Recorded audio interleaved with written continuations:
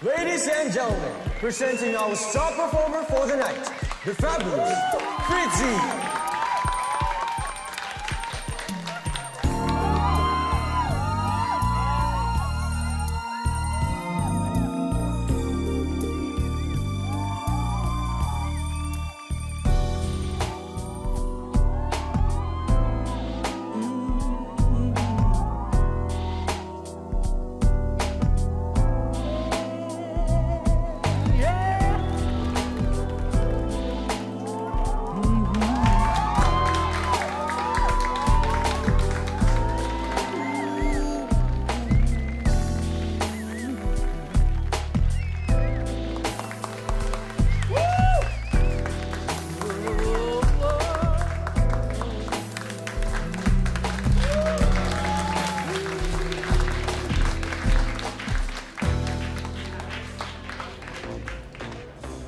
Hi, Kitty! Hi, Fritzy.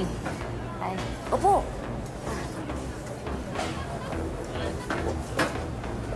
Kitty na, may bayad na rin na table charge kapag tumabi ako sa'yo. Okay lang. Ano naman? Anong problema yun? Biro lang. Ano ka ba? Nga pala. Sa'yo. Thank you. Ang sweet mo talaga, Kitty. Sobrang sweet mo. Kitty, alam mo ba, hindi ko pa nararanasan magkaroon ng jowang tibo. Pero, kung sakasakali, ang gusto ko sana yung kagaya mo yung magiging first time ko. Fritzy! Halika dito. Paano? Isa pa na tayo minsan, ha?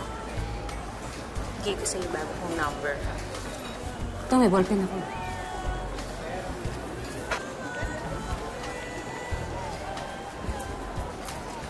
Kailangan ko na umalis kasi mukhang nagselos na ata yung favorite customer ko.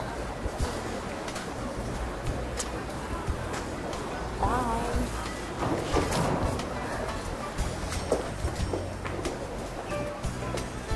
Hi! Saan ba pupunta?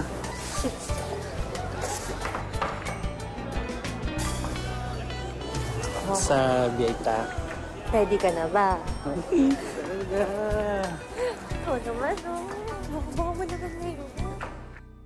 May mga tao raw na sadyang mahabagin at hindi kayang talikuran ang paghihirap ng kanilang kapwa. Maging buwelta man ito ay sakripisyo at pasakit sa sarili. Gaya ng kwento na ating tampok sa hapong ito. Isang nilalang na naniniwalang kahit hindi niya kadugo, basta laman ng kanyang puso, hindi raw masusukat ang pagmamahal na kaya niyang ialay para sa kanila.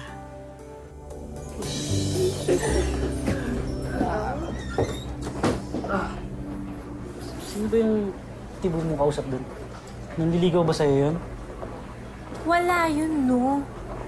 Don't tell me, nagsiselos ka. Pinaglalaroan ko lang yun. Obvious naman kasi na patay sa akin yun. Siguraduhin mo lang, ha? Oo naman. Ikaw pa rin ang favorite ko.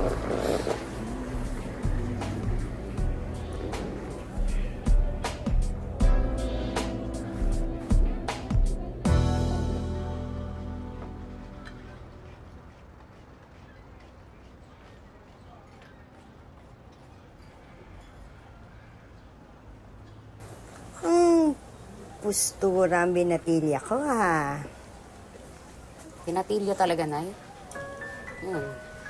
Binatang babae. Pero, sana mag-iingat ka sa GRO mo, ha? Baka masaktan ka lang. Baka kinukwartahan ka lang yun. Paano po nalaman yung...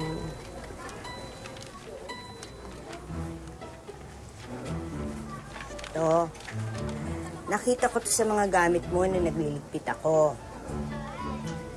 Tinawagan ko yung number. Sabi, nightclub.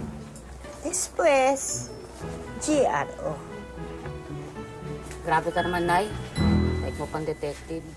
Hoy, tsaka ano dadala kang kondom. Nay! Si!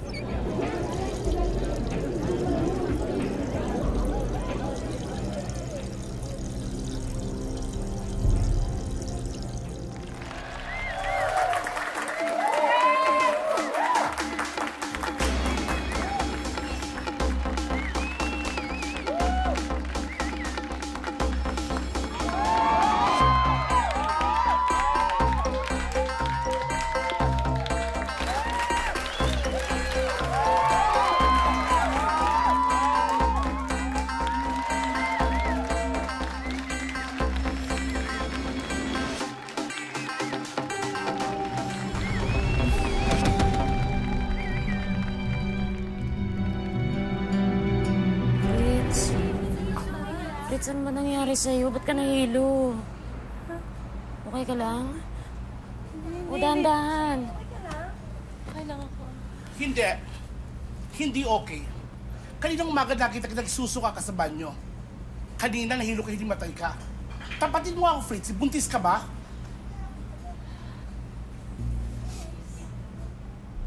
Di ba kabilin-bilin ako sa inyo kayo papabuntis sa customer? Kasi wala akong balak mag-alaga ng buntis dito. Ipunin mo ng gamit mo. Mamu, huwag mo ko paalisin dito. Ayusin ko to, promise na ako. Ayusin mo ang dapat ayusin. Kung hindi mo kaya, lumayas ka.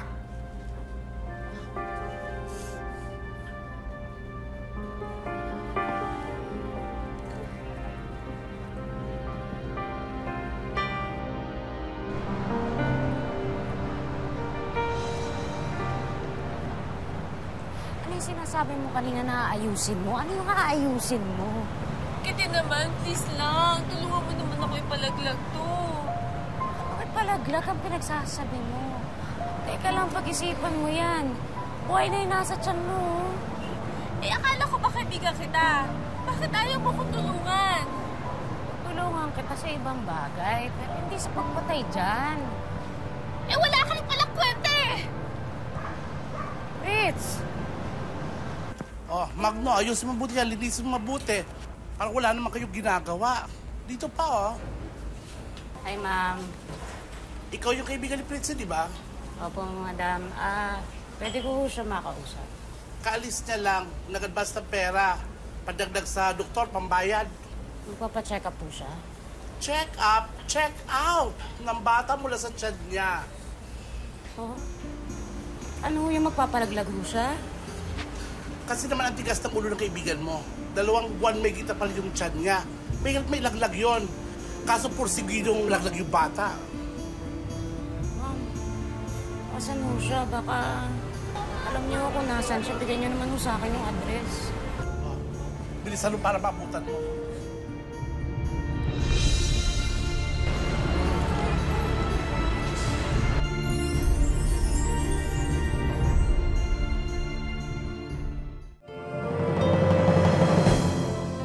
Sa loob ng 14 na taon, isa po sa mga naging layunin ng Wish Ko Lang ang tuparin ang hiling na makita o makasama muli ang mga nawawala o naglisang kaibigan at kaanak ng mga lumiliham sa atin.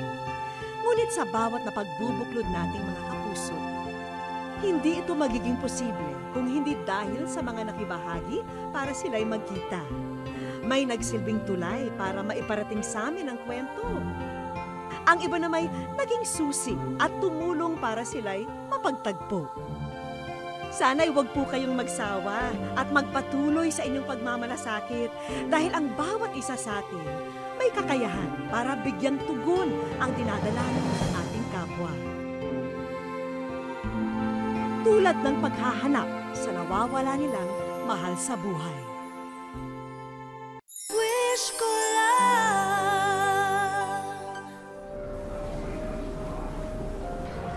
Ano ba, Iha? Itutuloy ba natin to, Ibuka mo na tong hita mo nung matignan na kita. Ano, Iha? Ready ka na ba?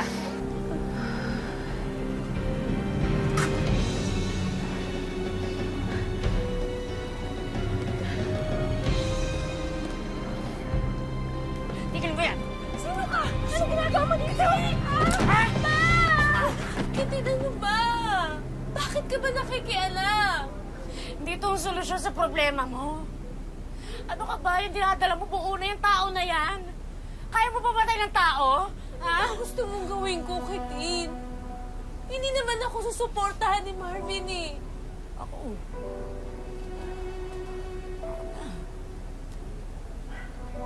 Ang bubuhay sa inyo. Baka tumira sa bahay namin. Alagaan mo yung anak. Alagaan mo yung bata. Yan na.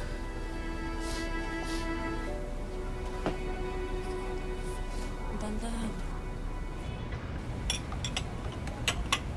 Anak, sigurado ka ba dyan sa ginagawa mo? Ay, yun lang yung paraan para mabuhay ang bata. Pero mukhang sanay sa ibang klaseng buhay si Fitzy, anak. Parang hindi naman niya gusto maging ina eh. Paano kung umalis siya? Paano kung bumalik siya dun sa walang kaluluwang doktor na yun? Bahala na ho na eh. Basta sa ngayon, at least okay sila ng bata. Sige na nga, bahala ka na.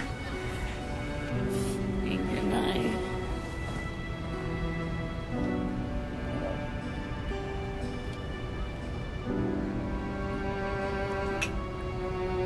Nay! Fritz! Ito na ako, may dala akong pansit. Kain na!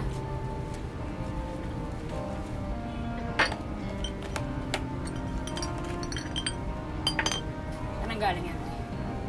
Saan sa tingin mo? Kitin! Kitin! Buong akala ni Kitin na magiging maayos na ang lagay ng kasintahan at magbabago na dahil magiging ganap na siyang ina. Pero may lihim na bisyo pala si Fritzy. Join us! Ah! Kitid, ano ba? Ano ba? Teka nga! Hindi ba nakikialam dito? Nakikialam! Itong gagawin to, sumasama ka ba dito? Ha? Ito yung nakabuntis sa'yo, di ba? Ba't ka sumasama dito? Hindi mo naka... Kitid, ano ba? Gago ka! Ano? Ano? Ano? Mama ka, gago! Ano? Ano? Mama ka! Gago! Gago!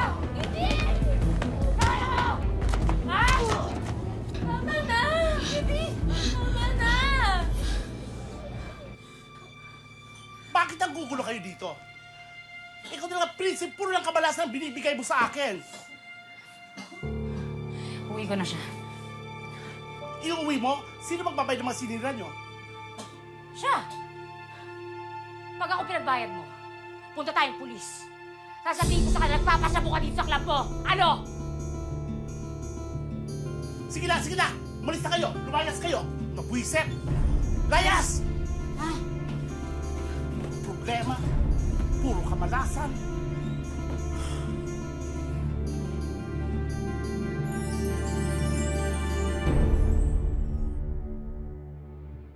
Isang mensahe ang ipinarating ni Marilyn Catunaw sa aming Facebook page. Wish niya raw ay mahanap ang kapatid na si Philip Catunaw, 41 taong gulang. Huli siyang nakita sa kanilang tahanan sa Parañaque nitong January 28.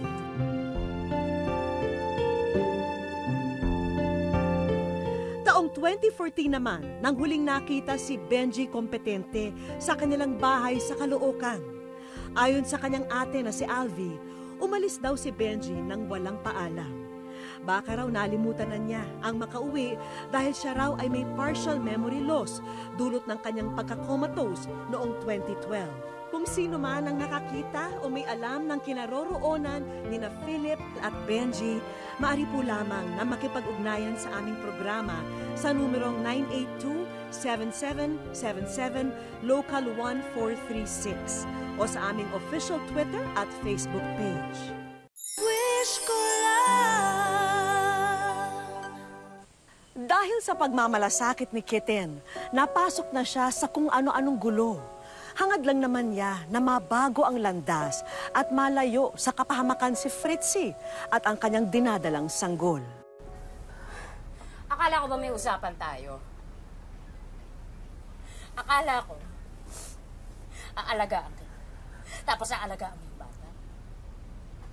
Ano? Hindi ako ang may gusto nito. Ikaw. Usapan tayo eh. Pumayag ka eh. Hindi wala akong magawa. Wala akong choice.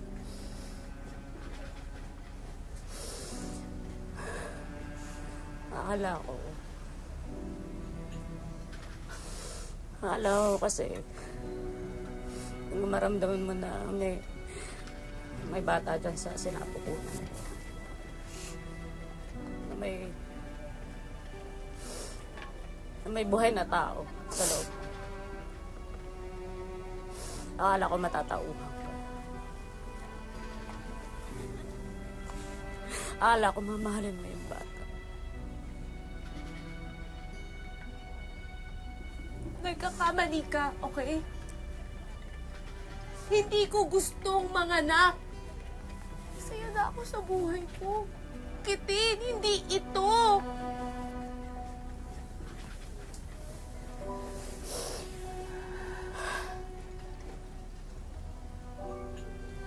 Sige. Ganito na lang. Bago tayong usapan. Kapag kapanganak, pwede ka nang lumayas dito. Ha? Pero bibigay mo sa akin ang bata. Ako magpapalaki dyan. Ako magmamahal dyan. Kaya ka? Ha?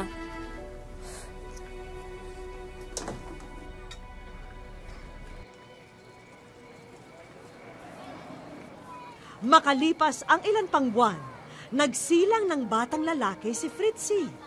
At kagaya ng naging kasunduan nila ni Kitten, maghihiwalay na sila at maari na siyang umalis, pero iiwan niya ang anak niya.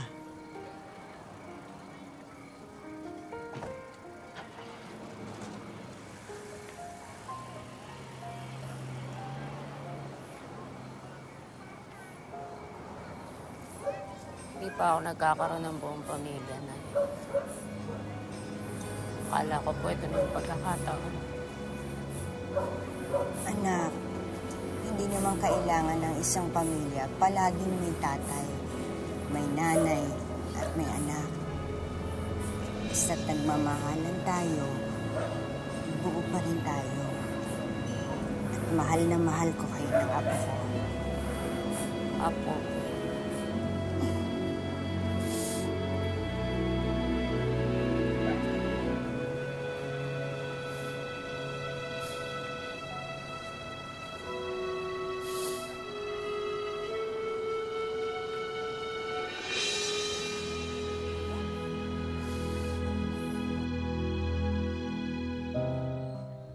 Pitong taong gulang na ngayon si Willie, hindi niya tunay na pangalan. Ang batang itinuring na ni Kitten bilang sariling anak. Bagamat may mild autism ang bata, handa si Kitten na pagsikapan ang kinabukasan niya. Lahat po ng ginagawa ko or pinipili ko is para kay Willie. Hindi po ako pipili ng para sa sarili ko kasi mahirap magkamali. Kapag binabay kita ng toys, gano'n mo ako kalab? Pinakamarami. Maalis si Papo sa work, gano'n ka nalulungkot? Namimiss mo ako. Bakit? Kasi di ka dumatating.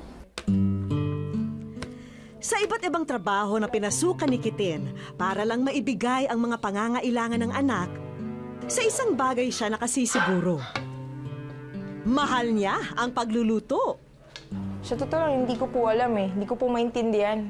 Pero kapag nakakarinig ako ng kalampag ng kaldero, tunog ng kalan, tapos pag tinitikman ko yung pagkain, para na lang pong puzzle. Ang dami ko pong naiisip. Tapos, hindi naman po ako aral. 1 to 100 daw. Ilan daw love mo kay Papa? 100. 100? Love you, Papu. Papu, Papu. Kiss, Papu. Thank you na.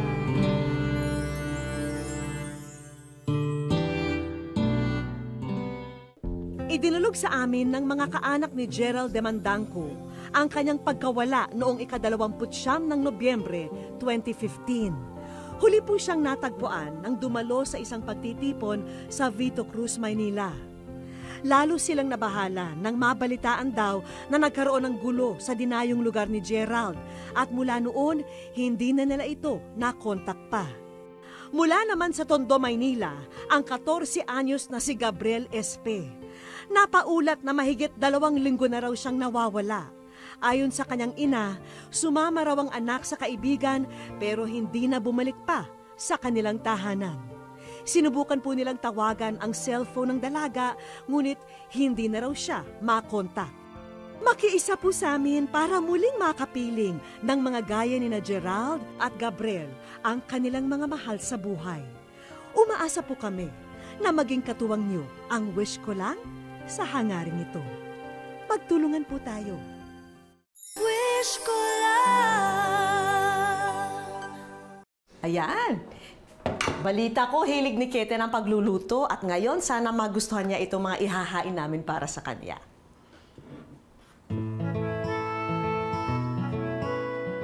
Bilang treat kina Kitin at Willie, niyaya namin sila sa isang staycation sa isang hotel.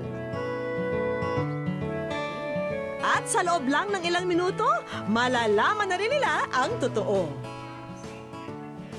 Tsaka si Mami nagluto niyan. Di ba lahat ng food sa FB si Mami nagluluto? Wish ko lang! Welcome! Welcome sa Wish Ko Lang. Ay, ito si Willie, kamusta? Alam mo, ang ganda-ganda ng kwento niyo. Ay, thank you. Ha, naku, welcome sa aming programa. Ito ang aming munting sorpresa para sa inyo. Sana magustuhan niyo. Sana nasurpresa kayo. Oo, naku. Ang ganda-ganda ng kwento niyo. Dahil talagang isang bata na hindi mo talaga kadugo, tinanggap mo ng buong-buo. Opo. Bakit mo ginawa yun? Siyempre po kasi po galing po din ako sa broken family. Tapos same din po, may stepfather din po ako. Tapos yung father ko naman po yun na biological, hindi ko pa po nakikita since nung pinanganak po ako. So anong naging effect sa buhay mo? Mahirap po. Kasi lesbian ka po eh.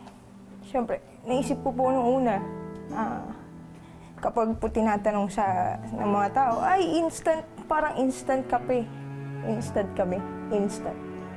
Masakit po kasi naisip ko paano ko i-handle yung gano'n, yung word na ampon, yung word po na, ay, tatay mo tomboy eh. Diba? Di naman yan yung tatay mo, yung mga gano'n pong pangangantsaw. Naisip ko po, kailangan ko pong maging matapang para sa kanya. Siyempre, pag nakikita mo siya, Blessing po sa akin kasi naisip ko rin po. Kasi nung dumating siya sa buhay ko, parang sunod-sunod yung direksyon eh. Mas lalo pong naging maganda yung tingin ko sa buhay. wala kang pinagsisisihan Wala sa po. desisyon mo. Wala Kahit po. na binanggit mo na marami rin paghihirap, wala kang Wala po. Wala po. Kita, napansin ko, lahat ng pagpupursige mo sa buhay, alay mo dito kay Willie, sa anak mo. Pero yung para sa sarili mo, ano yung mga pangarap mo para sa sarili mo?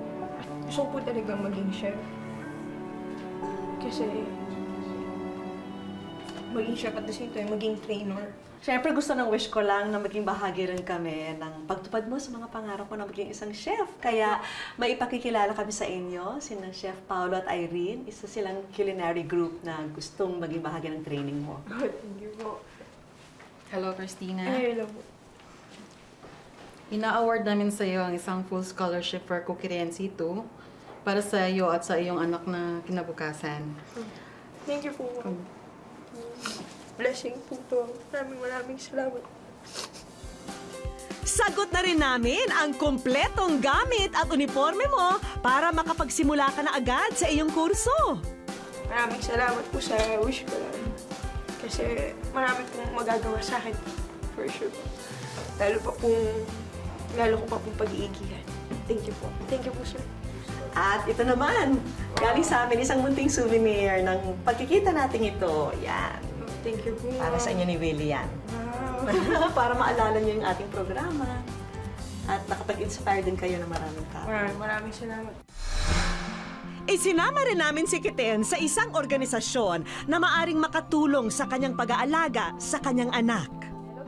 Hello, Kiten! Kamusta? Ako si Grace Adviento. Dito ako sa Autism Society Philippines. Kami ay mga group dito ng mga parents na nagvo-volunteer kasi nais namin tulungan ang mga parents katulad mo kung saan ka namin pwedeng ma-refer nang makatulong kami sa anak mo. Ay, thank you po. Opo. At may dagdag sorpresa pa kami para sa kanya. Good evening, magandang gabi. Ako po si Teacher Chris Hilo. Kinontak po kami ng Wish Ko Lang kung willing daw po kaming magbigay ng free therapy sessions. So we're very happy to do this naman po. So we can guarantee you 8 free therapy sessions. You're welcome. Ito po, pagka na lahat natapos niya na, hindi na po ako ganun kakaba-kaba. Na mag-isa siya, makukulong ulit siya sa isang cage. Kasi hindi ko siya nagsasalita ulit. Yun lang po. Yun lang. Kung isang biyaya si Willie sa buhay ni Kiten, napakapala din ni Willie. Dahil isang maalaga na ina at ama ang buong pusong nagmamahal sa kanya. Matagal nang batid ni Kiten ang kanyang silbi sa buhay at ito ay ang magmahal.